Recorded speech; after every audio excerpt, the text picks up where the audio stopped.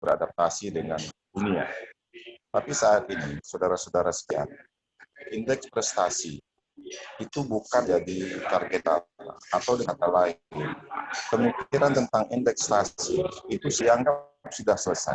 Jadi ketika saat ini mahasiswa masih berpikir tentang bagaimana meningkatkan indeks prestasi yang tinggi, itu artinya mahasiswa sudah ketinggalan beberapa langkah.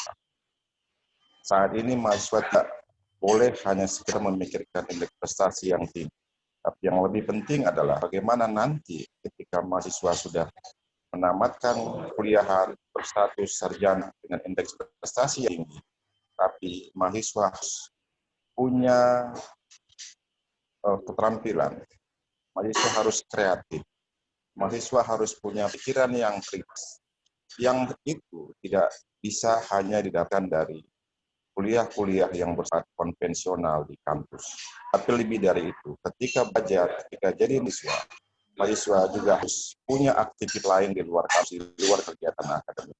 Kenapa? Karena dengan aktivitas di luar kegiatan akademik itu lebih mematangkan, lebih membuat mahasiswa siap ketika nanti mahasiswa lulus dan berkarir sarjana. Oleh karena itu, saya yakin bahwa seminar ini adalah seminar yang strategis untuk memberikan motivasi kepada seluruh siswa agar punya pemikiran bahwa kuliah, status mahasiswa bukan semata-mata hanya sekedar mengikuti perkuliahan secara teoritis kelas, tapi juga harus aktif berkegiatan di luar kelas dalam bentuk organisasi, baik organisasi intrakampus maupun organisasi ekskampus, yang tentu saja tanda orientasinya adalah pengembangan potensi diri mahasiswa.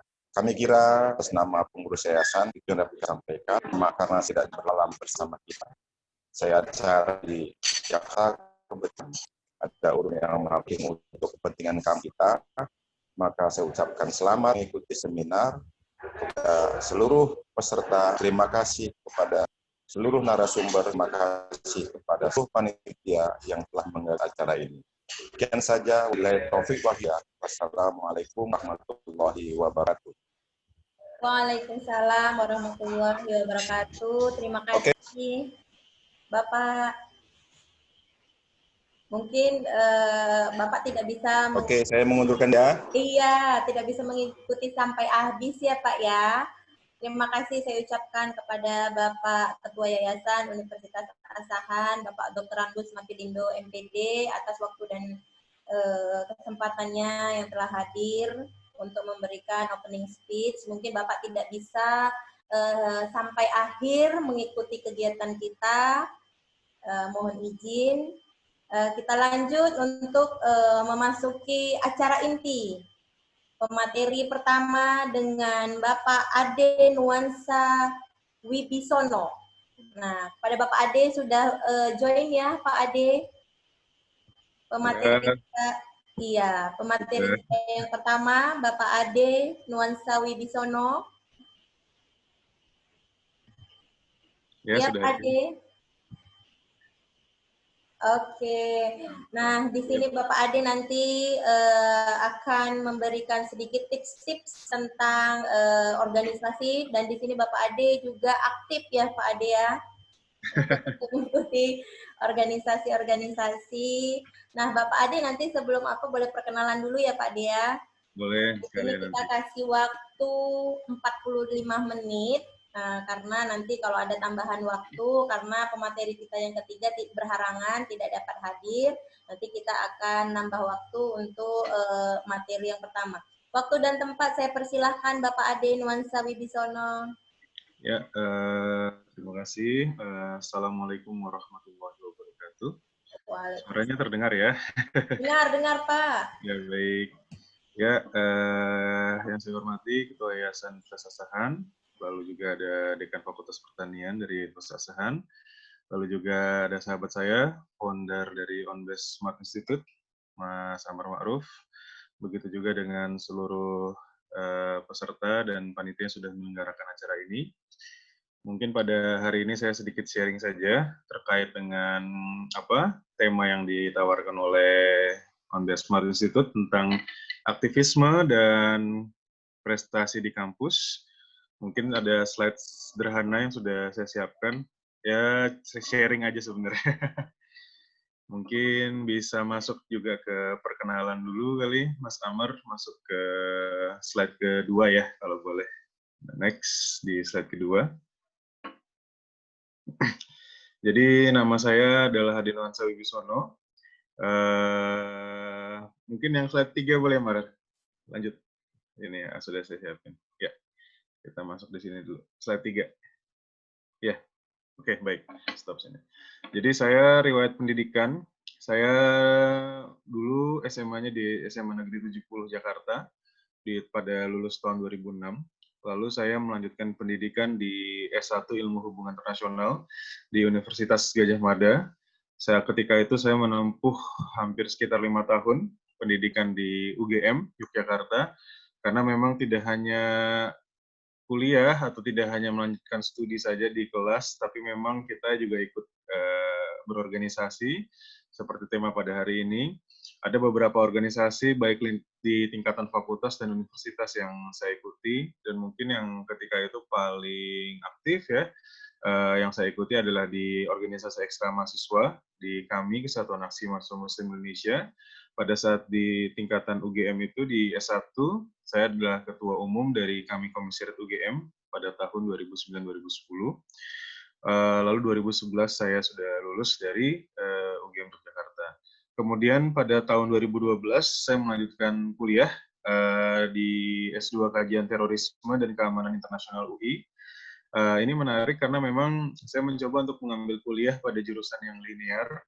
Harapannya secara keilmuan, secara akademik itu tetap memperdalam keilmuan, makanya saya tetap memilih di hubungan internasional, walaupun subtemanya itu tentang bidang keamanan, yaitu bidang kajian terorisme dan keamanan. Memang pada saat itu Indonesia sedang ramai ya, terkait dengan gerakan-gerakan radikalisme.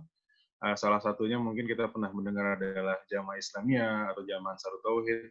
Jadi memang ketika itu perkuliahan banyak membahas tentang tema-tema tersebut, tapi kita mengaitkannya dengan keamanan internasional atau politik luar negeri seperti itu. Lalu pada tahun 2017, alhamdulillah saya mencoba untuk bersama-sama itu sama Mas Amar, alhamdulillah kita mencoba untuk melanjutkan studi melalui skema platform beasiswa dari pemerintah Turki, yaitu Turki Bursları. Akhirnya ketika itu kita lolos di level interview dulu, ada wawancara dengan orang-orang dari perwakilan Embassy Turki. Di sana kita berdialog banyak. Salah satunya ketika itu yang menarik ya, ditanyakan terkait dengan bagaimana pandangan Anda terkait dengan kebijakan keamanan di Turki. Salah satunya adalah gerakan-gerakan radikalisme ada di Turki. Akhirnya saya mencoba menjawab secara diplomasi bahwa memang sebagai orang luar atau mungkin orang Indonesia ya kita harus bersikap objektif dan imparsial gitu atau netral, sehingga wilayah-wilayah kebijakan dalam negeri dari Turki tidak bisa kita intervensi sebagai orang luar. Nah, mungkin karena jawaban yang cukup di tengah itulah saya merasa para interviewer meloloskan saya ya, karena itu pertanyaan cukup krusial itu dalam bahasa Inggris ketika itu. Karena kalau kita terlalu berpihak pada salah satu kelompok, itu mungkin nanti bisa mempengaruhi penilaian juga. Akhirnya disitulah akhirnya lolos di Turkish National Police Academy atau Akademi Kepolisian Turki di bidang studi keamanan internasional. Ya, boleh Mas Amar di next. Di next slide 4. Oke, belum muncul. Oke, baik. Ini riwayat pekerjaan saya. Jadi sembari ketika itu juga seperti yang diharapkan juga pada diskusi kali ini, bahwa ternyata memang dunia pasca kampus itu kan tidak bisa serta-merta kita hanya kuliah kalau sudah S1 atau S2 misalkan. Jadi kalau sudah lulus dari sarjana, ada semacam katakanlah tanggung jawab kita sebagai orang dewasa, sebagai makhluk sosial, sebagai sarjana, bahwa pencarian uang atau mungkin mata pencaharian harus sudah dilakukan secara mandiri. Sehingga ketika akhirnya pada saat kuliah S2, saya memutuskan juga untuk bekerja tidak paruh waktu, bahkan bekerja penuh karena memang S2-nya itu dilakukan pada malam hari atau kelas malam. Jadi waktu itu pada saat saya baru lulus dari sarjana S1 tahun 2011, pekerjaan pertama saya itu di peneliti pusat studi HAM Universitas Islam Indonesia di Yogyakarta. Itu adalah sebuah lembaga, semacam lembaga advokasi bantuan hukum ya, dan penelitian hak asasi manusia yang dibentuk oleh Profesor Mahfud MD dan Profesor Bushro Mukodas salah satunya.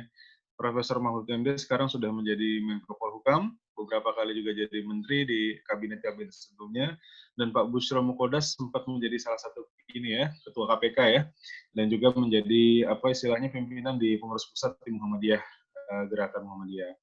Jadi memang pengalaman yang saya dapatkan di pusat studi HAMWI ini menarik, karena disinilah saya berinteraksi langsung dengan pekerjaan pertama, yaitu masuk ke dalam ruang-ruang sosial, penelitian sosial, berinteraksi dengan waktu itu temanya terkait dengan masalah radikalisme. Jadi memang ingin melihat bagaimana proses, katakanlah memang dalam proses terkait dengan radikalisme ini kan ada potensi terkait dengan pelanggaran hak asasi manusia ketika itu. Jadi memang kita akhirnya masuk ke wilayah-wilayah pedesaan, pesantren-pesantren yang pernah terpapar oleh gerakan radikalisme. Salah satu contohnya, kalau saya sendiri mendapatkan proyek untuk melakukan pendampingan dan proses research di salah satu pesantren di Cilacap, yang ketika itu memang pernah di istilahnya menjadi tempat persembunyian dari Nurdin M. Top. Kalau teman-teman pernah mendengar ya, salah satu tersangka terorisme yang sudah meninggal karena adanya baku tembak dengan aparat keamanan. Waktu itu akhirnya kita mencoba melakukan riset apakah memang ada semacam potensi gitu pelanggaran HAM terhadap keluarga, terhadap anak dan istri dari korban dari pelaku gitu misalkan. Jadi kita ingin memastikan bahwa jangan sampai prosesi-prosesi keamanan dilakukan terhadap pelaku-pelaku radikalisme itu menyebabkan mata rantai kekerasan yang terjadi di generasi berikutnya. Sehingga akhirnya memang ketika itu ada proses pendampingan, human assistant, financial assistant terhadap keluarga-keluarga pelaku yang akhirnya sudah menjadi ini ya yatim karena mungkin bapak atau mungkin ayahnya sudah wafat karena proses itu gitu. Dan akhirnya juga beberapa kawan ada proyek di penjara-penjara ya, termasuk Nusa Kambangan dan segala macam sebagainya. Kurang lebih seperti itu. Lalu pada tahun berikutnya 2013-2014 saya memutuskan untuk pindah ke Jakarta karena ingin istilahnya memang saya berasal lahir di Jakarta dan keluarga banyak di Jakarta. Akhirnya saya masuk ke Habibie Center ketika itu untuk bekerja di pusat studi ASEAN untuk mengcover isu-isu ASEAN dan juga sembari melanjutkan kuliah di S2 Universitas Indonesia. Lalu setelah itu di ASEAN ini menarik ya, banyak kita berhubungan dengan isu-isu di Asia Tenggara, lalu juga banyak bekerja sama dengan embassy-embassy dari berbagai negara di Asia Tenggara dan negara-negara lain ketika itu di Habibie Center. Seperti itu. Lalu berikutnya di Supervisor Sekolah Kepemimpinan Bangsa di Dompet Duafa, ini berkaitan dengan gerakan kemahasiswaan. Ketika itu kita akhirnya menginisiasi sebuah forum negarawan muda yang ada di beberapa kota dan beberapa kampus di PTN di seluruh Indonesia. Nanti silakan kalau ingin berdiskusi lebih banyak. Terakhir saya bekerja di manajer akademik di Dompet Duafa University. Ya, ketika itu salah satu lembaga zakat terbesar ya di Indonesia, Dompet Duafa, memiliki inisiatif untuk membuat perguruan tinggi. Akhirnya ketika itu hampir sekitar 1,5 tahun sebelum saya berangkat ke Turki, kami bersama-sama tim dari Dompet Duafa University melakukan proses-proses ya pengurusan administrasi dan segala macam untuk bisa membangun sebuah perguruan tinggi yang diinisiasi oleh Dompet Duafa. Mungkin gitu. Next boleh Mas Ahmad.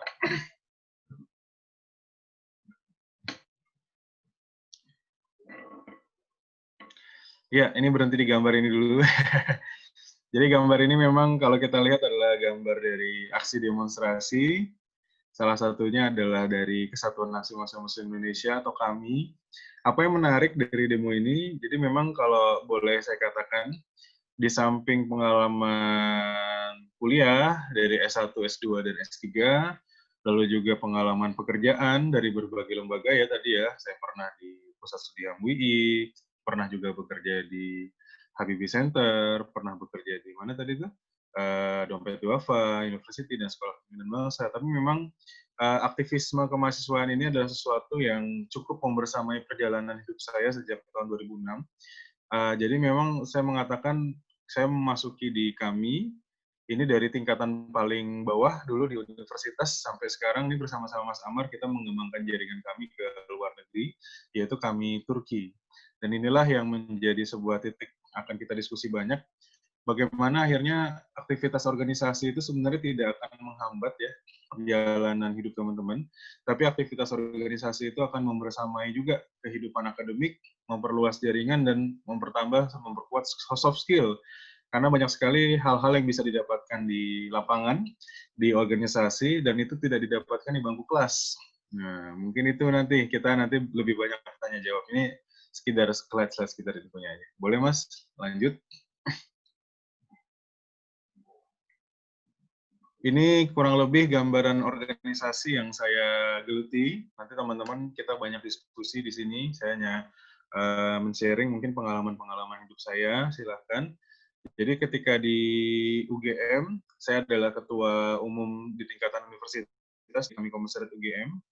Jadi waktu itu memang salah satu organisasi mahasiswa paling besar di UGM karena kita tersebar di 12 fakultas kalau tidak salah di seluruh UGM.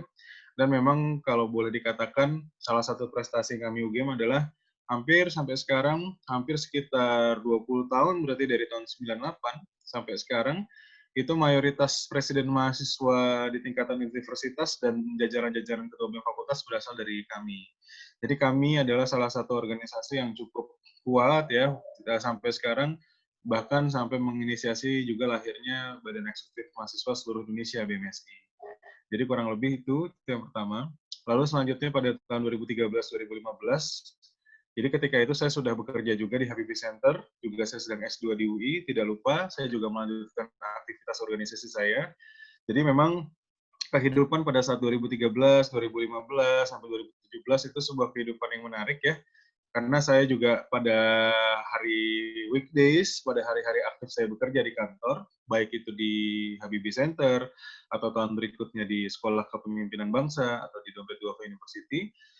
Tapi saya juga masih melanjutkan pendidikan akademik saya di S2 Universitas Indonesia, dan juga saya akhirnya di sela-sela itu berupaya untuk meningkatkan kapasitas saya dengan aktivitas organisasi. Saya akhirnya terpilih menjadi salah satu pengurus pusat kami secara nasional di Ketua Bidang Perguruan Tinggi dan Kemahasiswaan, dan tahun berikutnya di Ketua Bidang Hubungan Luar Negeri PP kami 2015-2017. Salah satu yang ingin saya share menarik di PP kami ini adalah ketika menjadi Ketua Bidang Hubungan Luar Negeri, kita berinisiatif untuk membentuk cabang-cabang luar negeri kami. Salah satunya ketika itu adalah kita pada tahun itu, 2016-2017, mendeklarasikan 3 cabang luar negeri baru kami, yaitu kami Turki, tempat saya dan Mas Amar akhirnya banyak berinteraksi selama di Turki. Mas Amar adalah ketua umum kami Turki kedua setelah deklaratornya Mas Daris Aziz, dan saya mendampingi di Dewan Penasehat. Dan akhirnya ini menjadi salah satu appointment atau achievement yang kita coba capai di pengurus pusat kami. Selain itu, kita juga akhirnya mendeklarasikan kami di beberapa negara. Selain ada Korea Selatan, Malaysia, dan Turki, lalu juga sekarang sudah berkembang sampai di Rusia, Arab Saudi, lalu juga ada di Libya, dan ini kemungkinan besar yang terdekat akan mencoba mendeklarasikan di Eropa, salah satunya di United Kingdom atau Inggris Raya. Lalu karena berorganisasi itu pula lah salah satu jalan untuk membangun hubungan dengan negara-negara lain terbuka. Ketika itu saya pernah terpilih menjadi salah satu delegasi di ASEAN Young Leaders Forum di Kuala Lumpur di Malaysia. Ya, ASEAN Young Leaders Forum ini adalah salah satu forum yang mempertemukan mahasiswa-mahasiswa lintas negara dari ASEAN. Ada dari Malaysia, ada dari Thailand, ada dari Singapura, ada dari mana lagi yang Filipina. Jadi ketika itu akhirnya memang dari ASEAN Young Leaders Forum ini, organisasi-organisasi mahasiswanya, saya terpilih mewakili kami salah satunya, dan akhirnya pada forum itu kita bersepakat untuk melakukan aliansi mahasiswa Asia se-Asia Tenggara melalui ASEAN Young Leaders Forum. Akhirnya salah satu isu-isu yang coba kita angkat adalah bagaimana mengangkat isu-isu kelompok-kelompok minoritas yang ada di ASEAN. Adanya pembelaan, adanya advokasi, adanya seminar, adanya conference, seperti isu Rohingya, isu Patani, isu Mindanao, isu Moro, dan segala macam. Dan akhirnya disitulah diputuskan oleh teman-teman delegasi Indonesia saya menjadi Presiden ASEAN Young Leaders Forum untuk chapter di Indonesia. Dan itu alhamdulillah sempat saya amanah itu saya emban sebelum berangkat ke Turki, yaitu pada tahun 2017. Lalu ketika sampai ke Turki, ternyata pengalaman organisasi juga tidak berkurang, ada beberapa, bahkan ini saya tampilkan dua. Yang pertama adalah menginisiasi kami ya, dan saya di Ketua Majelis Pertimbangan kami Turki. Salah satu fungsinya itu untuk bagaimana menjadi Dewan Penasehat, memberikan arahan, memberikan support terhadap pengurus, kepada Dewan Eksekutif, kepada Ketua Umum.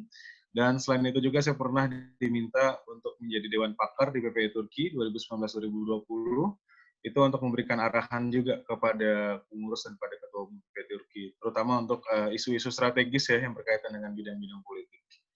Lalu juga beberapa pencapaian singkat yang pernah dipercayakan pada saya pernah menjadi awardee dari Rumah Kepemimpinan PPSDM Nurul Fikri.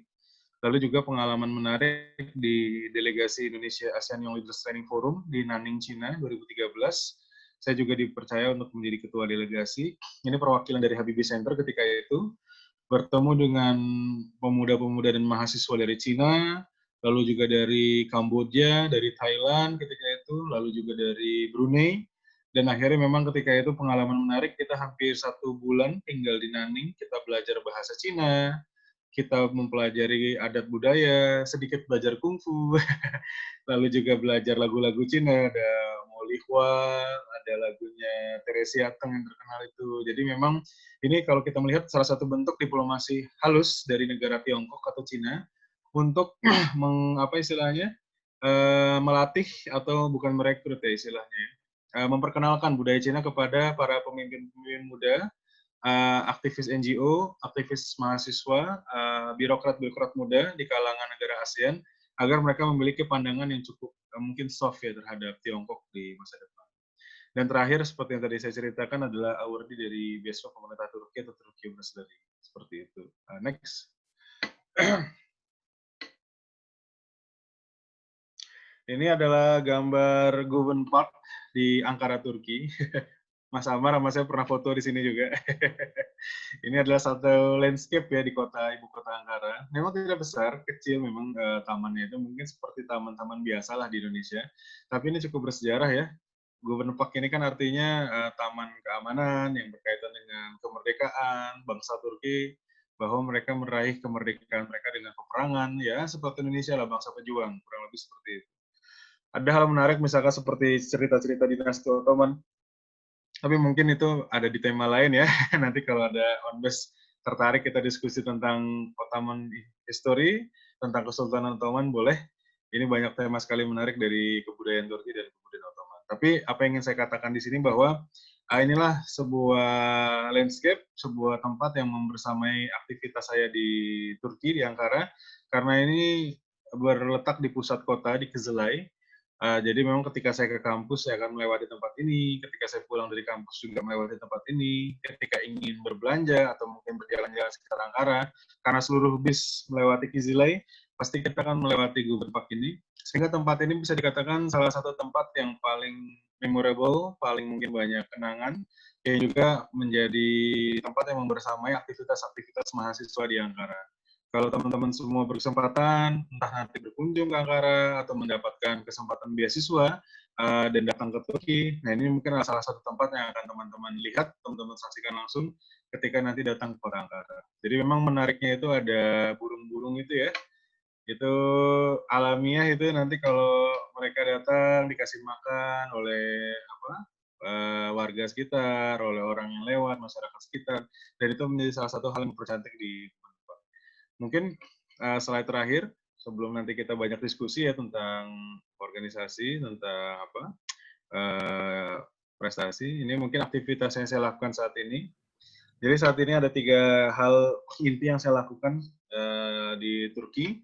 Yang pertama adalah kuliah S3 di Turkish National Police Academy. Sekarang saya alhamdulillah sudah melewati fase derslik atau mata kuliah, sudah masuk semester 5.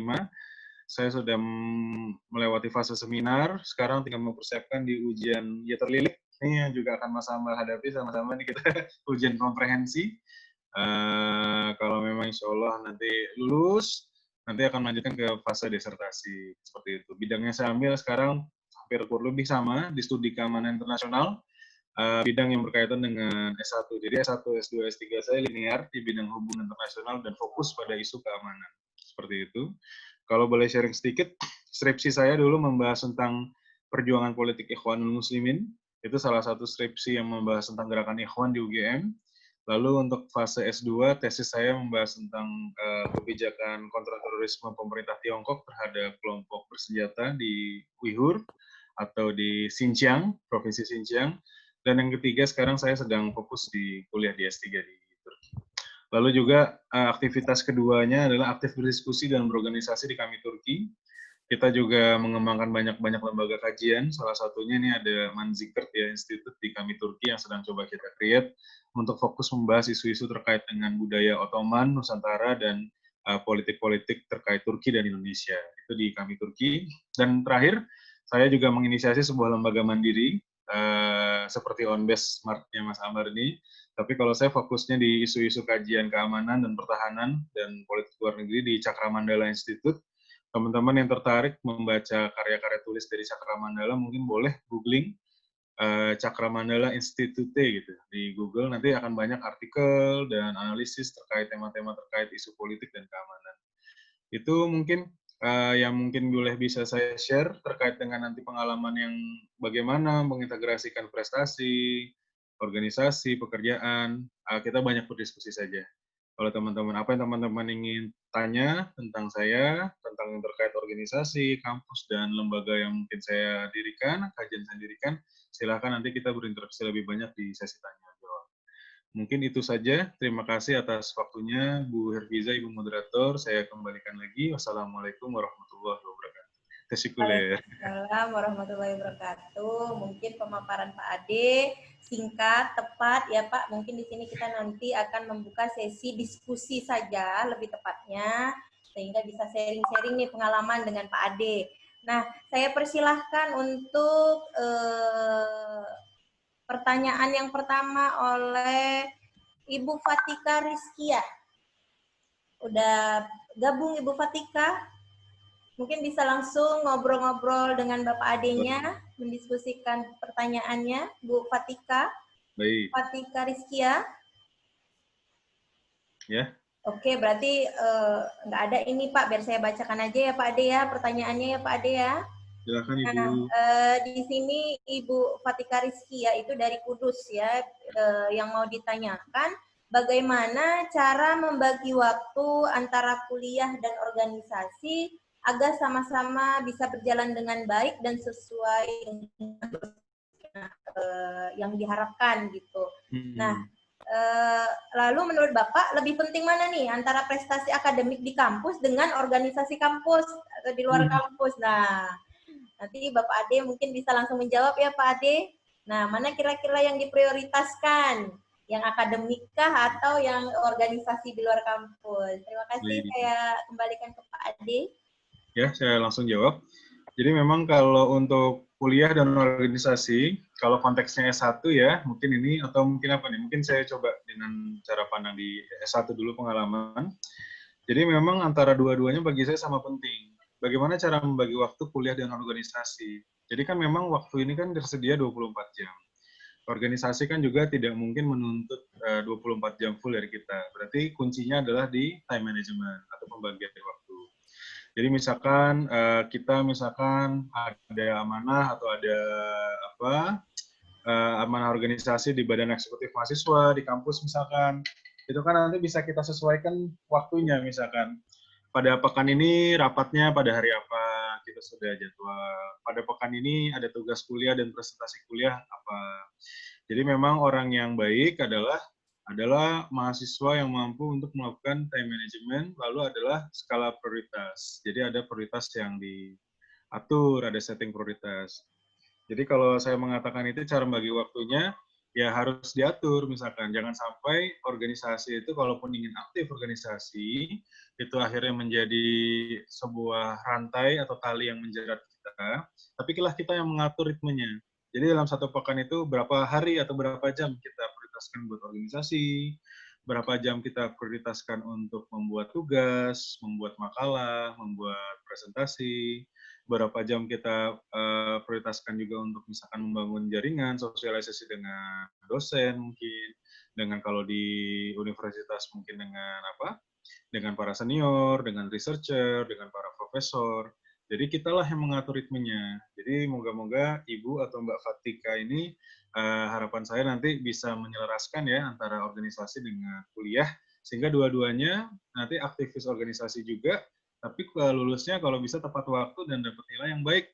Kalau bisa di atas 3,5, seperti itu misalkan. Sehingga nanti kalau ingin melanjutkan kuliah, baik S2 dan S3 akan lebih mudah.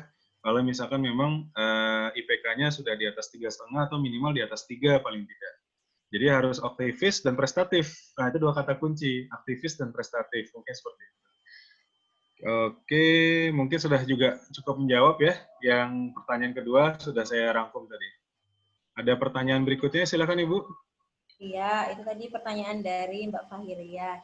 Selanjutnya pertanyaan dari Ibu Kairin Najmi. Nah, pertanyaannya kita memasuki era new normal, apakah elastis untuk berorganisasi? Sedangkan kegiatan aktivitas kan terbatas nih. Apakah cukup resilient saja dalam mengembangkan keorganisasian pada masa pandemi ini? Nah,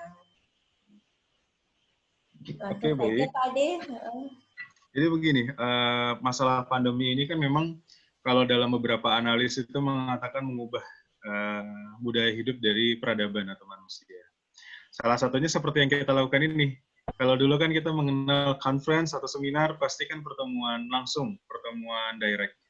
Tapi ternyata dengan adanya pandemi ini, awalnya kita dipaksa.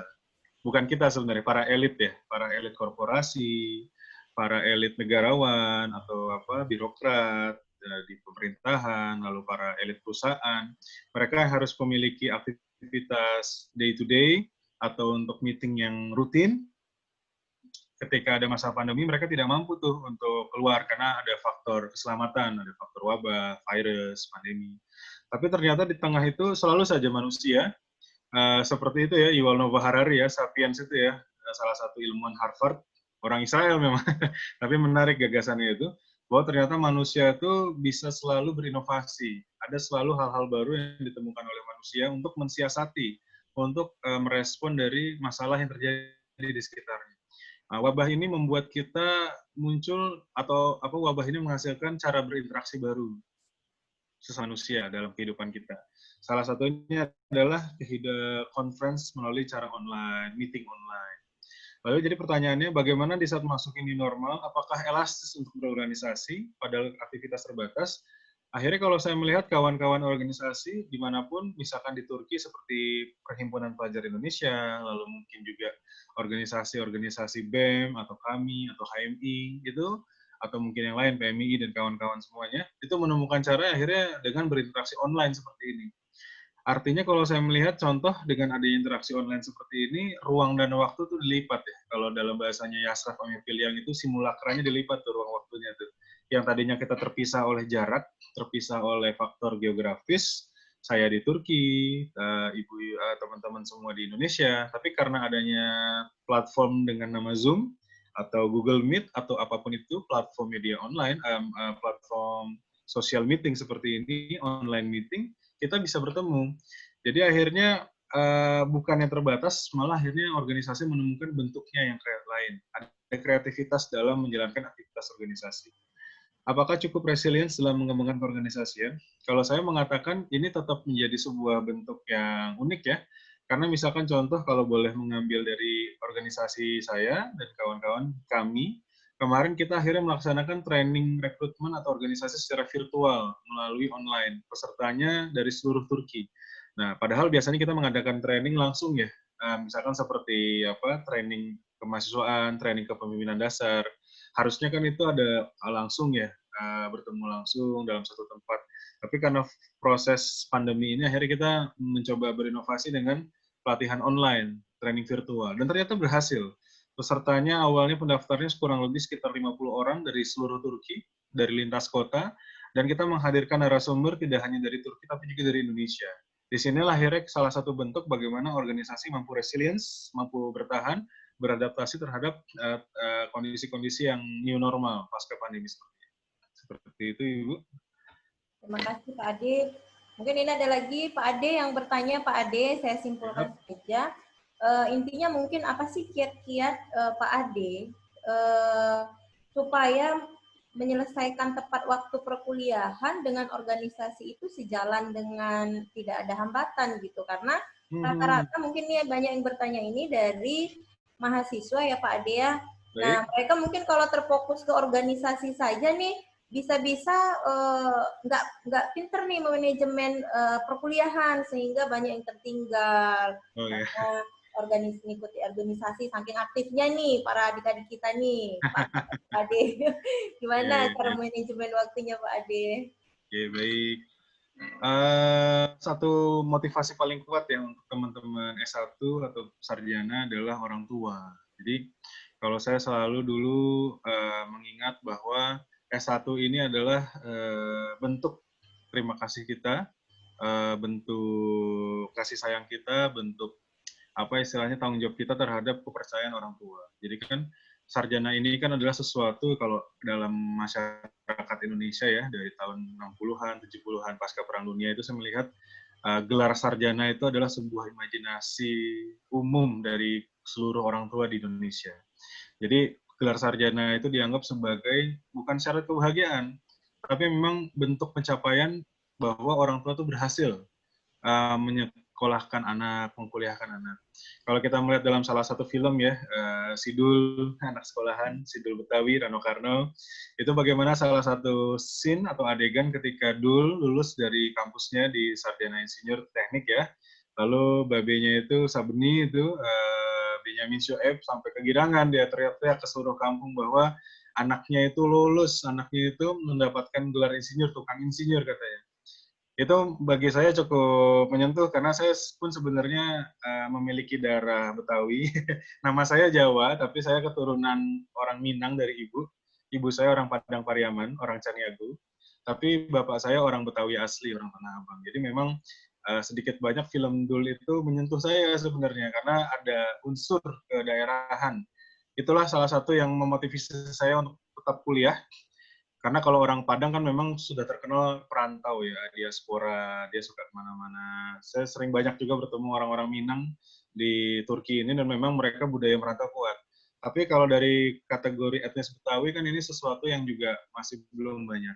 Jadi ada harapan bagi saya, walaupun sebagai diri saya orang Minang, merantau itu sebuah biasa ya, sebuah tradisi, tapi bagi kultur dalam keluarga Betawi saya ini sebuah juga menembus ya, mendobrak bahwa film Dul itu sedikit banyak menginspirasi saya bahwa ya saya sebagai orang keturunan Betawi juga harus bisa sukses secara akademik. Jadi ada mindset yang harus kita ubah bahwa orang Betawi malas misalkan. Nah itu ingin saya dobrak. Walaupun separuh diri saya orang Minang terkenal diaspora. Ini menarik karena memang saya hidup dalam dua alam itu kurang lebih. Jadi kalau misalkan tadi bagaimana kita bisa menyelesaikan kuliah dan organisasi, teman-teman organisasi harus semangat, itu adalah tempat pembelajaran, tapi ingat bahwa kuliah itu adalah bentuk kita membahagikan orang tua, dan itu pasti akan lebih semangat lagi. Jadi setiap ketikan huruf yang kita tulis di skripsi itu, akan terbayang tuh wajah senyum orang tua kita di panggung wisuda nanti, dan itu akan memotivasi sekali. Jadi itu pesan saya, bagaimana nih Mas, biar kita lulusnya ini semangat kerjaan skripsi, ingat wajah orang tua teman-teman. Insya Allah pasti itu akan terus memotivasi teman-teman agar lulus dengan nilai yang baik. Mungkin itu. Oke, terima kasih Pak Ade. Nah, ini ada satu lagi nih Pak Ade, pertanyaan dari Rizky ya. Bagaimana cara Bapak sebagai pemimpin organisasi dalam suatu organisasi untuk bisa memanajemen anggota agar bisa aktif ya, bergerak apabila ada kegiatan, karena banyak kita ketahui ya kan Pak Ade, untuk organisasi contohnya BEM saja biasanya itu pemimpinnya yang aktif, anggotanya yang malas-malasan. Gimana sih cara bisa menumbuhkan semangat para anggota? Oke, terima kasih Pak Ade, silakan. Jadi kalau misalkan seperti di BEM, teman-teman itu pertama kita harus share ada namanya visi bersama atau one vision. Jadi teman-teman ini harus banyak ngobrol di awal sebelum kepengurusan itu di 1 tahun itu berjalan sebelum melaksanakan program. Jadi saya men-share saja pengalaman saya. Sebelum saya itu memulai sebuah program kepengurusan di organisasi apapun, itu baik di organisasi lintas ekstra seperti kami, ataupun di PPI, ataupun mungkin misalkan di BEM, seperti itu, ataupun di lembaga-lembaga kajian, kita harus mampu tuh mendiskusikan visi bersama. Teman-teman bergabung di BEM ini karena apa sih? Atau teman-teman bergabung di himpunan mahasiswa karena apa sih? Nah, itu harus clear dulu di awal, harus diskusi panjang. Jadi awal itu jangan kita berdiskusikan program dulu, jangan, tapi kita diskusi dulu terkait apa yang ingin kita lakukan bersama, apa cita-cita kita bersama, visi kita bersama. Misalkan sebagai di BEM ingin menjadikan BEM Universitas Asahan ini sebagai salah satu BEM yang paling aktif di Provinsi Sumatera Utara misalkan. Misalkan ada program-program kreatif yang ingin dibangun di teman-teman BEM. Atau misalkan di himpunan mahasiswa, misalkan jurusannya di Fakultas Pertanian ini menjadi salah satu hima terbaik di Fakultas Pertanian. Misalkan. Jadi teman-teman harus clear dulu tuh, apakah nanti ada goals-nya, ada conference besar, atau ada sebuah gerakan besar, bisa gerakan wirausaha, bisa gerakan lingkungan, bisa ada isu, kalau pertanian mungkin juga salah satunya ada output dari research, misalkan BEM atau himpunan mahasiswa menginisiasi sebuah produk research yang berdampak pada sosial. Jadi memang teman-teman harus clearkan dulu visi di awal. Yang kedua, organisasi ini sebenarnya bukan panggung untuk ketua. Jadi mindset-nya harus diubah. Kalau teman-teman menjadi ketua atau pemimpin, apakah ketua BEM ataukah ketua hima, teman-teman harus mengubah mindset bahwa organisasi ini tempat teman-teman mencari panggung, diubah menjadi bahwa organisasi ini tempat teman-teman untuk melayani, bahwa menjadi ketua tanggung jawabnya terbesar di ketuanya itu. Dan tugas ketua adalah mengembangkan potensi dari anggotanya. Jadi kalau dia seorang ketua yang baik, dia tidak menjadikan momen dia sebagai ketua itu sebagai tempat dia muncul sendirian, tapi yang akan di-create adalah tim. Jadi kalau ada gium terkenal atau dalam organisasi, kita tidak butuh Superman dalam organisasi, yang kita butuhkan adalah super team dengan potensi-potensi yang dimiliki oleh seluruh anggota. Nah, kembangkanlah anggota itu sesuai dengan kompetensinya, berikanlah mereka ruang untuk berkreasi. Kalau misalkan mereka sudah menemukan ruang itu, mereka sudah menemukan visi dan menemukan ruang mereka untuk beraktivitas. Oh, ternyata saya di sini memiliki fungsi untuk ini, yang akhirnya nanti bersama-sama mencapai mimpi bersama kita di BEM atau di HIMA. Itu secara otomatis dia akan menjalankan fungsinya, tugasnya dengan baik, karena dia merasa ini bukan kewajiban, tapi ini adalah mimpi bersama. Nah, tugas seorang pemimpin adalah memastikan seluruh anggota itu mendapatkan ruang bergerak yang sama besarnya, dan memastikan semua anggota itu berkembang potensinya. Jadi kalau Anda menjadi pemimpin, harus Anda ingat, bukan Anda yang muncul sendirian, tapi bagaimana Anda punya tanggung jawab sebagai pemimpin, memunculkan seluruh potensi, dari ketua bidang, ketua departemen, sekretaris bidangnya, lalu anggota, puslit banknya, semua harus muncul. Seperti itu. Baru Anda bisa dikatakan sukses sebagai ketua. Kalau Anda yang muncul sendirian, itu berarti ada satu masalah. Ada masalah besar dalam organisasi itu. Oke, terima kasih Pak Ade ya. Tadi mungkin ini saya tidak ada membacakan ada pertanyaan Pak jawab. Nah, ini dari siapa ini tadi? Azril Ilham.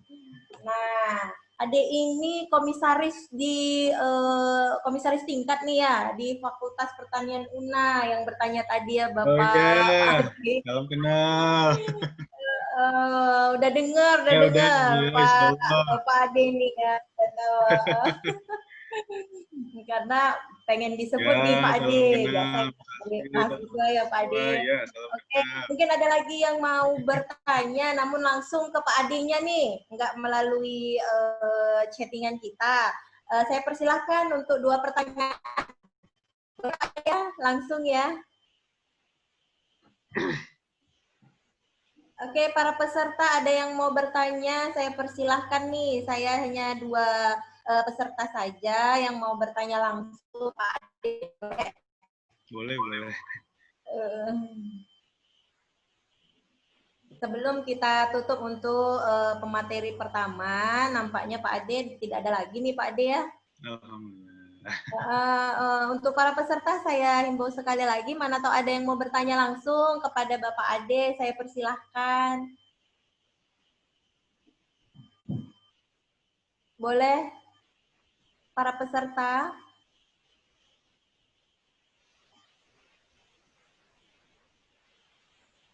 Tidak ada kelihatannya Pak Ade, nggak apa-apa nanti sembari untuk pemateri kedua, saya persilahkan nanti ada yang mau bertanya dengan Pak Ade, boleh Pak Ade mungkin sampai akhir ya Pak Ade. Oh ya, Pak Ade. nanti saya matikan video, tapi insya Allah saya sampai akhir nanti. Mbak Juli ini kawan saya juga ini. Saya insya Allah mendengar pemaparan dari Mbak Juli juga insya Allah. Oke, selanjutnya untuk pemateri kedua saya persilahkan untuk Ibu Juli ya. Ibu Juli Trisna Aisyah Sinaga. Oke, beliau ini putri asli dari Kabupaten Asahan ya, Ibu Juli ya. Iya Mbak. Kedengaran suaranya Mbak? Iya dengar jelas Ibu Juli. Yes, waktu dan tempat saya persilakan untuk Ibu Juli. Ya, bismillahirrahmanirrahim. Assalamualaikum warahmatullahi wabarakatuh. Alhamdulillah. Alhamdulillahirabbil alamin wa bihi nasta'in ala umuri dunya waddin. Asyhadu an la ilaha illallah wahdahu la syarika lahu wa asyhadu anna Muhammadan abduhu wa rasuluh. Rabbi shrah li sadri wa yassir li amri wahlul 'uqdatam min lisani yafqahu qawli. Ini kepada teman-teman Sumatera Utara ya, Horas. Ini kebanyakan. Saya lihat ini mukanya muka Sumatera Utara semua ini. Aduh, teringat dengan kampung halaman saya ya. Mudah-mudahan Zoom meeting online kali ini kita niatkan sebagai sarana ibadah, sebagai sarana untuk pengembangan diri juga di sini karena memang temanya adalah tentang integritas dan juga prestasi. Itu ada kaitannya dengan pemuda, ya, ada kaitannya dengan mahasiswa, ada kaitannya juga dengan idealisme. Jadi kita lebih banyak diskusi aja ya. Saya nggak memaparin materi ini, Mbak. Tapi kita lebih banyak diskusi aja. Kalau ada yang mungkin salah atau kurang, ayo kita interogasi pematerinya. Seperti itu. Sebelumnya saya mengucapkan terima kasih kepada para panitia, kemudian para ini ada founder On Base Institute juga ya, Mas Amar Sanis ini ternyata satu kampung dengan saya ya, di Kisaran seperti itu. Di sini pada tahu semua Kisaran atau jangan-jangan nggak tahu? Tahu. Oh, tahu ya. Iya, saya jadi dan juga teman-teman di sini saya mengucapkan terima kasih ya, mudah-mudahan bisa menjadi berkah dan bermanfaat bagi kita semua. Saya menyediakan sebuah slide ya, slide mungkin bisa ditampilkan. Di situ ada perkenalan singkat. Jadi perkenalan singkat tentang saya. Jadi saya SD itu di SD 1, SMP 1, SMA 1 Kisaran gitu. Kemudian banyak aktivitas saya berhubungan dengan di kampung halaman saya, yaitu di kebun kelapa. Teman-teman di sini pada tahu nggak semua Hesa Air Genting? Pada nggak tahu ya mungkin ya. Iya, jadi itu salah satu kampung yang memang cukup terpencil ya. Jadi kalau misalnya ditanya, kalau saya S1 tuh di Bandung ya, di Telkom University, ketika saya ditanya dosen atau teman saya, kamu dari mana? Kebanyakan mereka tuh tidak tahu gitu. Kisaran itu di mana? Oh, nggak ada di peta gitu. Jadi memang karena memang saya dari kampung, dari tempat yang agak terpencil, saya langsung bilang, oh dari Medan. Kemudian mereka tahu kayak gitu. Dan belum ada slide-nya, saya nggak lihat, Mbak. Kira-kira ada slide yang bisa ditampilkan, yang udah dikirimkan? Bapak Rizky host. Pak Rizky, untuk menampilkan slide Ibu Juli. Mungkin masih... sebentar Bu, masih ada salah teknis. Oh iya, nggak apa-apa ya. Jadi kita sambil sharing-sharing aja ya. Jadi S1 saya di Telkom University, itu pertama kalinya waktu pada saat itu saya ke Bandung, dan keluarga saya juga lebih banyak di Sumatera Utara kayak gitu. Jadi saya adalah mungkin anggota keluarga yang pertama kali menembus ya keluar pulau kayak gitu. Dan saya merasa kayaknya ada yang aneh nih dengan saya. Kenapa berbeda kayak gitu? Teman-teman di sini udah pada tahu bakatnya nggak, passionnya, atau ketika misalnya ditanya, kamu bakatnya apa, kamu skillnya apa, udah bisa menjawab kira-kira mahasiswa di sini. Ini kayaknya tingkat berapa semua yang ada di sini? Tingkat 1, tingkat 2, tingkat 3, atau udah semester akhir? Mudah-mudahan banyak yang di tingkat-tingkat awal ya gitu. Jadi ketika kita ditanya tentang bakat, tentang skill, ketika belum tes itu kita nggak tahu ya potensi kita itu ada di mana sih gitu. Kenapa? Karena setiap anak itu berbeda-beda gitu. Ketika kita belajar tentang bakat atau misalnya ada tes yang namanya tes banyak ya, ada tesnya itu ada 16 kompetensi, dan ternyata saya termasuk orang yang INFJ. INFJ itu adalah kategori di mana cuma 1% populasinya di dunia gitu. Jadi orang-orang seperti saya ini adalah orang-orang yang langka seperti itu. Mungkin teman-teman di sini ada punya skill, ada punya bakat yang mungkin teman-teman berpikir bahwa saya mudah melakukannya kayak gitu. Kenapa orang lain nggak bisa? Nah itu bisa jadi adalah bakat atau skill teman-teman yang memang dianugerahkan oleh Allah gitu. Kenapa? Karena setiap orang yang ada itu memiliki skill, bakat atau passion yang memang berbeda-beda gitu. Kadang-kadang kita perhatikan bahwa anak ini kenapa malas ya? Sebenarnya dia bukan malas gitu, tapi mereka memiliki kecerdasan yang berbeda-beda. Ada 8 kecerdasan ya, ada yang senang musik, ada yang bisa atau passion-nya di logic matematik. Dia jangan dipaksa untuk suka natural, jangan dipaksa untuk suka hewan kayak gitu. Nah, adapun pada saat saya S1 saya belajar tentang self ya, self emotional freedom technique gitu. Jadi kenapa? Karena memang saya merasa berbeda dari yang lain, sehingga saya belajar chef juga dan menjadi praktisi di chef. Kemudian pada saat S1 juga saya mengikuti banyak organisasi ya, ada di bidang dakwi, yaitu masuk LDK juga, kemudian di bidang siasi pernah masuk BEM juga, kemudian di bidang bisnis di Kopma, kemudian di bidang organisasi-organisasi seperti Masyarakat Sumatera Utara, kemudian juga di KAMI. Nah, kalau di KAMI itu saya lebih banyak ke daerah kaderisasi gitu. Jadi rekrutmen, kemudian pembinaan, kemudian periayaan dan lain-lain itu banyak saya tangani di sana. Gitu. Mulai dari komisariat, kemudian Kamda dan juga wilayah itu selalu di bagian kaderisasi. Kemudian fokus saya sekarang itu di research and business development. Jadi pada saat waktu S1 juga saya melakukan riset karena saya teknik industri, kemudian berhubungan di bidang industri-industri yang ada di Indonesia, yaitu industri-industri kecil ya, UMKM, kemudian yang lebih lagi yang mikro seperti itu. Jadi saya punya visi untuk gimana caranya untuk membangun atau membantu UKM-UKM yang ada di Indonesia seperti itu. Jadi riset saya itu lebih ke arah marketing, bagaimana caranya UMKM itu bisa tembus ke pasar lebih dari pasar tradisional ya seperti itu. Jadi pada saat waktu saya S1 saya juga ikut organisasi, kemudian saya lihat bagaimana masyarakat itu ya petani ya, UMKM itu yang mereka juga terjun sebagai petani, itu petani buncis pada saat itu mereka harus rela, mereka harus menangis ya melihat tanamannya itu diambil atau misalnya dibeli oleh para tengkulak. Kenapa? Karena harga itu sangat naik turun seperti itu.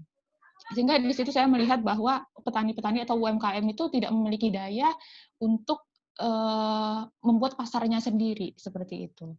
Jadi kemudian timbullah keinginan ya bagi organisasi juga, kemudian bagi saya juga untuk gimana caranya agar UMKM ini bisa tembus sih ke pasar internasional. Dan pada saat itu fokus saya adalah buncis ya, green bean. Itu alhamdulillah akhirnya bisa tembus ke Singapura gitu. Di Kabupaten Bandung ya, daerah Ciwidey. Kalau teman-teman tahu, udah pernah datang ke Ciwidey? Seperti itu. Itu ada UMKM yang namanya Abo Farm, dan alhamdulillah Bapak sekarang itu sudah bisa ekspor buncis atau green bean sampai ke Singapura, dan juga sekarang alhamdulillah ke Pakistan gitu.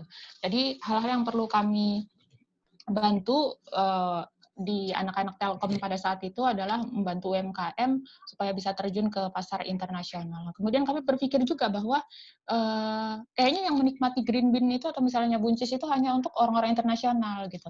Kenapa? Karena green bean yang paling bagus itu saya pernah lihat di Indonesia tapi saya belum pernah makan, atau mungkin orang-orang yang ada di Indonesia juga kayaknya belum pernah makan. Kenapa? Karena pada ekspor semua kayak gitu. Jadi akhirnya saya berpikir gimana caranya agar UMKM ini juga bisa tembus ke modern market gitu, seperti Giant, kemudian ya modern market lah, sehingga bisa dinikmati oleh pasar-pasar yang ada di Indonesia gitu, sehingga masyarakat Indonesia juga punya ketahanan pangan yang kuat, cukup kuat juga gitu, sehingga bisa menikmati hasil dari produk sendiri gitu. Kemudian fokus juga ke bagaimana caranya UMKM itu bisa tembus ke niche market.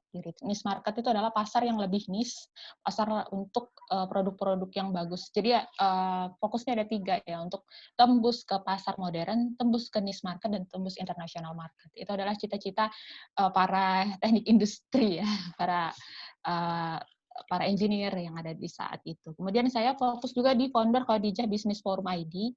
Jadi di situ saya mengangkat isu-isu terkait bagaimana caranya agar perempuan itu juga dia bisa urus domestiknya, tetapi juga dia bisa tetap berkarir kayak gitu, dengan tidak meninggalkan kewajibannya sebagai seorang perempuan, sebagai seorang istri, sebagai seorang anak perempuan, seperti itu. Sehingga di Khadijah Business Forum itu kita bagaimana caranya melatih perempuan-perempuan, karena memang isunya tadi itu UMKM dan isunya adalah perempuan, jadi yang banyak di develop itu adalah para perempuan-perempuan agar mereka juga memiliki keahlian. Kenapa Mbak? Karena banyak sekali mahasiswa ataupun misalnya perempuan-perempuan Indonesia ini yang dia punya bakat, dia punya skill, tapi tidak bisa tersalurkan. Kenapa? Karena permasalahan pertama adalah dia tidak tahu bakatnya apa. Nah, kayak gitu. Jadi ketika kita mengenal diri kita mengenal Tuhan kita mengenal potensi kita, dan kita bisa mengetahui apa kontribusi yang bisa kita berikan untuk bangsa ini. Gitu. Jadi kemudian pada saat tingkat S1 saya diberikan sebuah energi ya. Jadi ketika di Telkom itu, kenapa? Karena di Telkom itu ketika kita mahasiswa-mahasiswa di sana itu akan mengikuti energi atau alur atau ritmik dari organisasi ataupun universitas tempat kita berada, dan itu akan dipengaruhi oleh foundernya tersebut. Kemudian Telkom itu kan dia slogannya adalah the words on your hand gitu. Jadi orang-orang ataupun misalnya anak-anak Telkom, siswa-siswa Telkom yang SD, SMP, SMK Telkom itu dicekokin tuh gimana caranya the word on your hand gitu. Jadi kami diajari bagaimana caranya teknologi itu bisa berada di genggaman tangan gitu. Kemudian kami diajarkan bagaimana cara untuk memiliki impian sebesar-besarnya seperti itu. Nah, jadi kepada mahasiswa juga yang ada di sini, coba start from the end ya. Jadi ketika kita berada menjadi fase mahasiswa, kemudian kita ada di universitas itu biasanya S1 itu 4 tahun ya, 4 tahun. Nah, coba start from the end. Ketika 4 tahun itu, kontribusi apa yang saya akan lakukan, itu buat impian, misalnya goals 100 goals atau 100 impian atau 100 target yang teman-teman capai gitu. Berapa lama saya akan kuliah, kontribusi apa yang akan saya berikan untuk kampus, untuk masyarakat, untuk Indonesia, atau mungkin untuk dunia gitu. Kemudian apa yang akan saya lakukan? Jadi kontribusi apa, berapa lama saya akan kuliah, dan juga target-targetan apa yang akan saya buat gitu di dalam 100 goals itu. Dan mudah-mudahan nanti teman-teman itu akan bisa checklist atau centang ya. Itu mimpinya apa aja, apa yang sudah terrealisasi, apa yang masih harus diubah kayak gitu, apa yang masih dalam proses pembelajaran dan lain-lain. Kemudian sebagai seorang manusia, coba teman-teman buat timeline namanya life mapping ya. Itu biasanya kan rata-rata manusia itu 63 tahun ya, karena Rasulullah juga 63 tahun. Mungkin kita juga umurnya ya nggak ada yang bisa menebak umur, tapi kita coba buat life mapping kita 63 tahun, start from the end, 63 tahun sampai dengan umur kita saat ini, apa yang akan kita lakukan, goals apa yang kita mau jadi apa sih gitu, kita akan menjadi expert di bidang apa sih gitu, kemudian impian apa yang akan kita dapatkan, seperti itu juga itu mungkin ya pesan saya atau PR lah kepada saya juga dan juga kepada mahasiswa yang ada di sini, coba belajar untuk melangitkan impian dan juga start from the end, apa yang akan kita lakukan gitu. Kenapa? Karena permasalahan saat ini itu banyak sekali mahasiswa yang dia apa ya nama yang paling seringnya itu adalah life quarter crisis. Nah, life quarter crisis itu menjadi sebuah problem ya. Jadi ada krisis kehidupan. Saya mau jadi apa sih gitu. Karena apa? Karena pada saat saya di SEF, saya juga praktisi SEF ya. Jadi saya juga melihat mahasiswa-mahasiswa atau ada anak SMK ya, SMK Telkom yang dia itu dianggap tanda kutip nakal oleh sekolahnya gitu. Kenapa nakal? Karena dia merokok, karena dia cabut dari sekolah. Ya, kebanyakan sekolah itu atau dosen-dosen atau guru itu memandang Anda itu sebagai anak yang nakal. Tetapi kalau buat saya, dia adalah seorang yang spesial. Kenapa dia bisa nakal? Kadang-kadang kita melihat dari segi luarnya aja kan ya, dari buahnya aja gitu.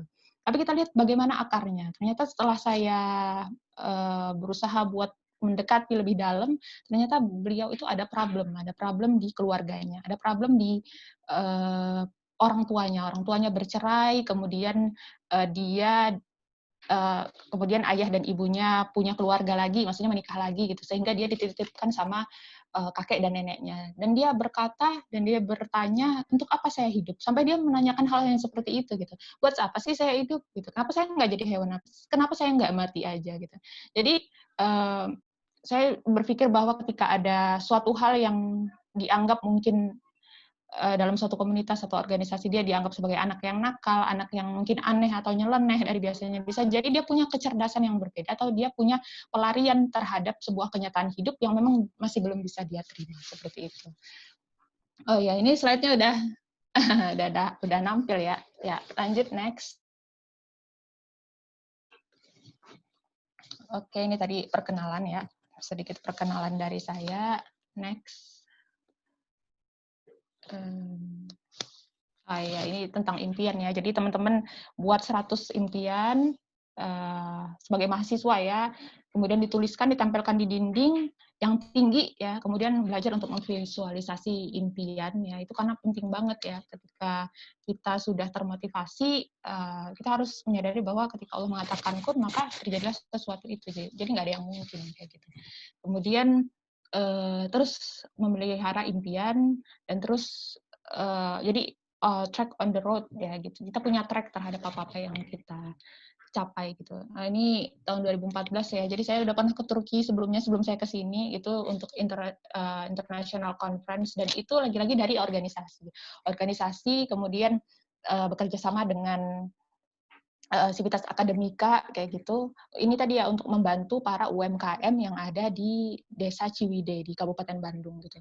Jadi fokus saya itu gimana caranya supaya UMKM itu bisa tembus international market gitu. Jadi alhamdulillah akhirnya buncis tersebut bisa sampai ke Singapura, kemudian sampai ke Pakistan gitu. Kemudian pada saat yang paling uniknya di international conference ini saya di apa ya namanya? Di debate oleh seorang, saya ingat banget itu dari Amerika. Dia bilang, saya tahu bahwa Indonesia itu kan negaranya, mohon maaf ya dia bilang gitu, masih berkembang gitu. Kenapa kamu fokusnya ke international market? Kenapa kamu tidak fokus ke ketahanan pangan negaramu sendiri gitu. Kemudian saya berpikir, oh iya ya, kenapa saya fokusnya buncis-buncis yang terbaik itu saya impor, maksudnya saya ekspor ke negara-negara tetangga gitu supaya UMKM itu lebih maju. Ternyata tidak gitu. Ternyata mereka berpikir gimana untuk negaramu dulu, kemudian barulah ekspor seperti itu. Makanya fokus saya the next itu di Malaysia, gimana caranya supaya UMKM itu bisa tembus ke modern market gitu. Ternyata memang tidak mudah ya ketika UMKM itu tembus ke modern market. Kenapa? Karena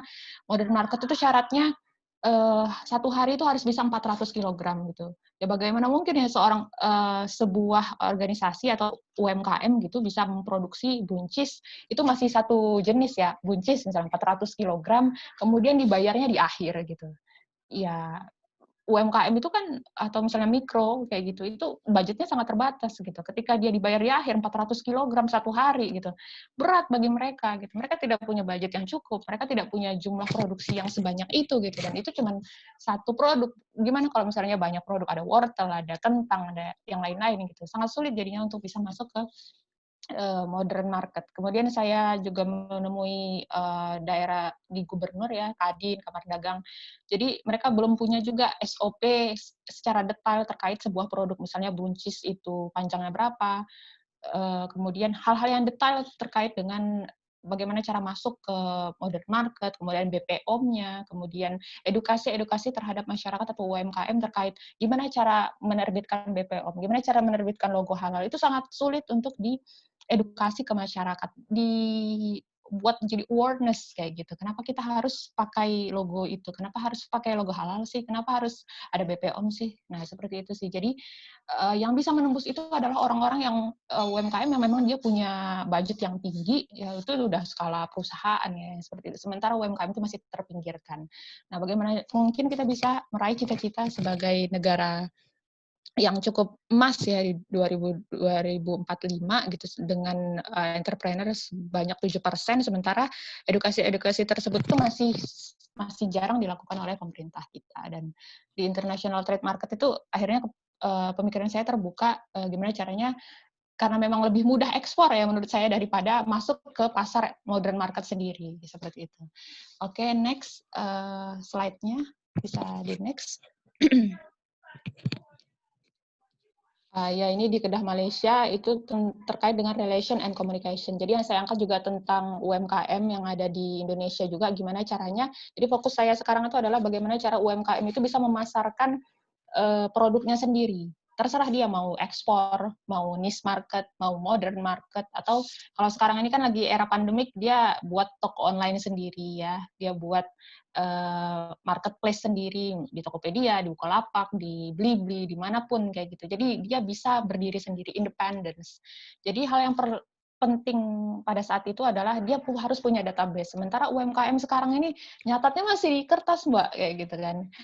Nama misalnya Pak Budi gitu. Kemudian pesannya apa? 5 kilogram buncis gitu. Ya udah harganya berapa? Misalnya harganya 50.000 gitu. Udah ditaruh di kertas. Kalau misalnya kebanjiran, itu kertasnya ambiar kayak gitu. Kertasnya hilang. Sementara pada saat ini data itu adalah hal yang terpenting. Ketika kita tidak mampu membaca data, maka sulit bagi UMKM itu untuk bisa bertahan. Gitu. Jadi data itu ada suatu hal yang sangat penting gitu, dibandingkan dengan hal yang lain. Gitu. Sementara UMKM itu masih acak-acakan datanya, masih ditulis di kertas, kayak gitu, masih belum punya database yang valid gitu. Kemudian belum bisa menganalisis data-data yang sudah mereka punya. Padahal konsumernya itu banyak gitu. Dan dari data itu bisa diolah dari analisis. Kemudian kita bisa tahu need market itu apa sih kayak gitu. Kemudian dari need itu kita bisa buat sebuah produk yang sesuai dengan keinginan pasar gitu.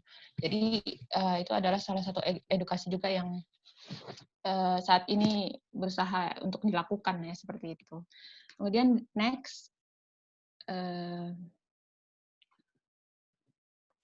Nah, aktivitas saat ini ya tadi udah dijelaskan juga ya, saya aktifnya di next lagi di research ya yang berhubungan dengan UMKM. Kemudian saya juga aktif di kami ya, sekarang kami Turki itu sama Kak Ade juga, kemudian sama Kak Amar juga.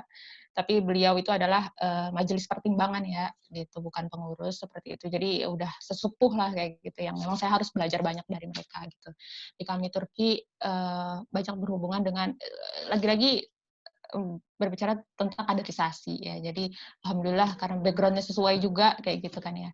Kemudian Rania itu dengan perempuan gitu. Jadi perempuan yang Indonesia yang ada di Turki. Gimana sih cara ngembangin perempuan-perempuan yang ada di sini? Kemudian belajar tentang desain, belajar tentang karena banyak gelin juga. Jadi gelin itu adalah perempuan Indonesia yang menikah dengan orang Turki yang laki-laki kayak gitu. Nah, mereka kan kebanyakan jadi ibu rumah tangga ya. Gimana caranya agar mereka tetap aktif, tetap produktif seperti itu.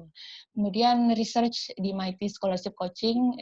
Sekarang saya juga di bagian scholarship ya. Jadi mau membantu ya para mahasiswa atau para pemuda-pemuda Indonesia yang ingin lanjut studi kayak gitu, terutama studi yang ke luar negeri. Kami fasilitasi, kami sediakan mentor. Jadi ibaratkan MIT itu adalah wadah gitu.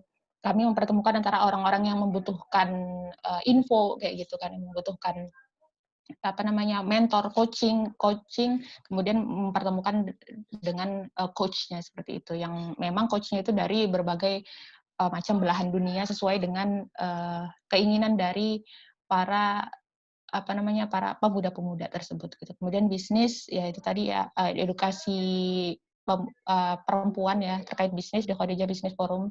Kemudian di Saraja Herbal itu fokus di produk-produk herbal kayak gitu dan juga produk-produk impor ya Turki, kemudian Arab Saudi ke Indonesia, kemudian Saraja Akikah itu dengan peternakan ya, peternakan domba, sapi, lembu dan lain-lain seperti itu. Next lagi. Berbicara tentang integrasi ya antara organisasi dan juga prestasi, wah ini sangat banyak sekali ya. Jadi yang aktif itu dialah yang berprestasi. Kenapa? Karena walaupun dia unik ya, walaupun dia mungkin berbeda dari yang lain, tapi banyak sekali hal yang bisa kita kaitkan antara seorang aktivis dengan prestasi yang ada di kampusnya. Next lagi. Nah, kalau kita menyadari bahwa kita memiliki privilege ya, jadi SD itu 2,5 juta, SMP itu orang-orang masuk SMP itu 10,11 juta, SMA cuma 9 juta, PT itu 7,3 juta. Jadi bisa dibilang teman-teman yang ada di sini memiliki privilege ya di antara teman-teman atau masyarakat Indonesia yang 269 juta tadi. Kita adalah 2,7% yang memiliki privilege, yang memiliki kesempatan untuk mencicipi yang namanya bangku kuliah yang tidak dirasakan oleh masyarakat yang lain seperti itu. Sehingga kita punya stamina yang tinggi, kemudian kita punya juga intelektual, kita punya daya kritis. Kenapa? Karena kita belajar ya di perguruan tinggi gitu kan. Yang tidak mungkin kesempatan itu tidak didapatkan oleh orang-orang yang lain. Kita memiliki koneksi dan itu adalah suatu hal yang harus patut buat disyukuri gitu. Kemudian apa kaitannya dengan aktivis? Aktivis itu adalah mahasiswa yang istilahnya ikut atau join di organisasi. Tetapi sebenarnya tidak lebih dari itu ya. Itu cuman ya versi kamus aja. Tetapi ketika kita memahami bahwa peran mahasiswa gitu ya, mahasiswa gitu. Siswa itu kan ya yang biasa ya, tapi kalau mahasiswa gitu, maha dari siswa, maha dari seorang siswa, itu ternyata dia adalah director of change ya. Dia adalah director perubahan yang dia memiliki peran untuk kontrol terhadap masyarakatnya, mengawasi dan mengkritisi kebijakannya. Nggak hanya pemerintahnya, tapi juga sivitas akademikanya terhadap orang-orang yang ada di sekitarnya. Dia memiliki dan mengawasi dan mengkritisi, ada nggak sih yang salah gitu. Sehingga sensitivitasnya, feelingnya itu harus peka gitu untuk melihat apakah ini problem, apakah ini ada yang salah nggak dengan ini kayak gitu. Sehingga sensitivitasnya harus tajam dan dalam gitu. Sehingga dia menjadi tumpuan utama, dia penyambung lidah antara end user, ya kalau bahasa anak tekniknya, end usernya dan juga pemegang kebijakan seperti itu. Next lagi. Nah, jadi teman-teman di sini yang mahasiswa juga harus mengetahui ya peran mahasiswa gitu. Tugas utama kita itu sebenarnya bukan hanya belajar ya, tetapi ada peran-peran lain yang memang secara implisit itu ada melekat di nama seorang mahasiswa gitu. Status mahasiswa itu ternyata sangat kompleks. Oke, manfaat organisasi apa sih? Manfaat organisasi dan apa hubungannya dengan prestasi yang akan kita dapat misalnya di sivitas akademika gitu. Next lagi. Ini mungkin ada apa ya namanya teknik komunikasi ya. Ini mungkin anak teknik biasa ya tahu dengan teknik tersebut itu ada unsur komunikasi. Belum